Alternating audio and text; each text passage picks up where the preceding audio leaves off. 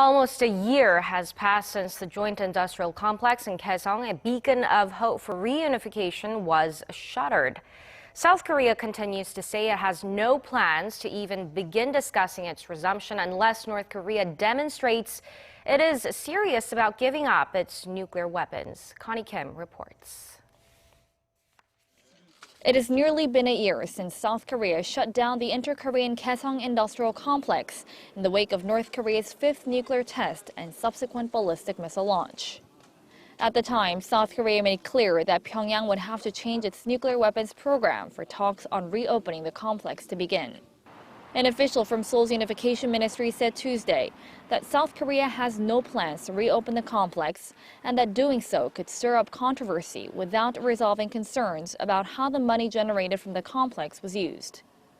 After the complex was shut last year, Unification Minister Hong Yong-pyo had said that 70% of the U.S. dollars paid as wages and fees for the complex had been diverted to the North's nuclear weapons program and to pay for luxury items for leader Kim Jong-un.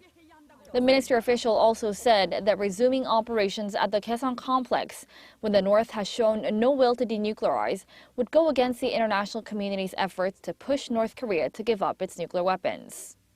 In fact, the stipulations laid out in the latest two UN Security Council resolutions, imposed after North Korea's fourth and fifth nuclear tests, would make it nearly impossible for Seoul to restart the complex.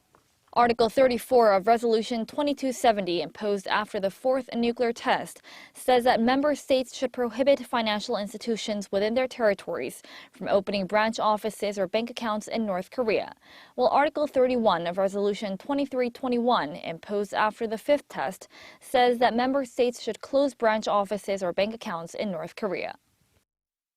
The ministry said the key to reopening the Kaesong complex is for the North to show it is sincere about giving up its nuclear weapons program.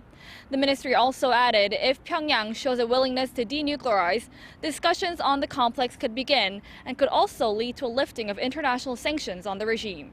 Connie Kim, Arirang News.